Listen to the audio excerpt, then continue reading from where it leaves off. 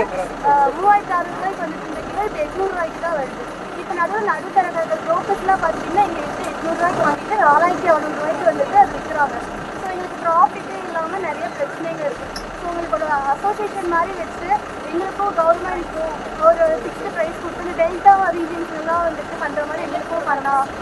நான் ஒரு இங்கே இந்த பகுதியில் எவ்வளோ ஏக்கர் வந்து கண்வெளி கிழங்கு பயிரிடும்? கண்வெளி கிழங்குன்னு சொல்லி அதில் இருக்கிற விதை தானே 2000 ஏக்கர். விலை கூட்டுற மாதிரி விதையை மட்டும் கொடுக்கறது இல்லாமல் அது வந்துட்டு பவுடர் மாதிரி ஆக்கி கவர்மெண்ட்டுக்கும் விவசாயிகளுக்கும் டேரெக்டாக ஒரு கனெக்ஷன் இருந்தால் நல்லா இருக்கும். நிறைய மெடிசனல் ப்ராப்பர்ட்டிஸ்லாம் இருக்கு இல்லையா, அதை டேரெக்டாக நம்ம பண்ணுற மாதிரி கூட்டுறவு மூலியமாக பண்ணி கொடுத்தீங்க. அந்த மாதிரி எங்களுக்கே விவசாயிகளுக்கு நேரடியாக நீங்கள் அந்த மாதிரி பண்ணி கொடுத்தீங்க. விவசாயிகளுக்காக சரிம்மா வரட்டுமா?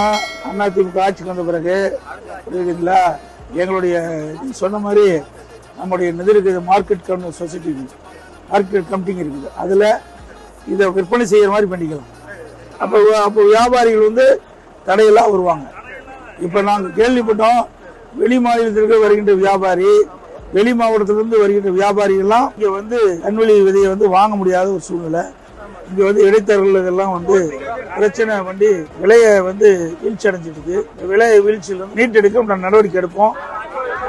4200 ரூபாய்க்கு போயிருக்கோம்.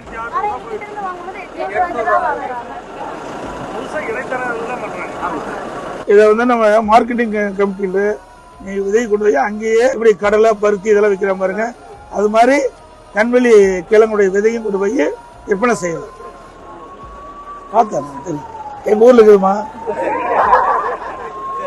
வரமா இந்த விதைக்கு தேவையான விலை கிடைக்கிறதுக்கு அதிமுக ஆட்சி வந்த பிறகு உங்களுக்கு நியாயமான விலை கிடைக்கிறதுக்கு உண்டான நடவடிக்கை மார்க்கெட் கமிட்டிங்கள இதை விற்பனை செய்யறதுக்கு ஏற்பாடு செஞ்சு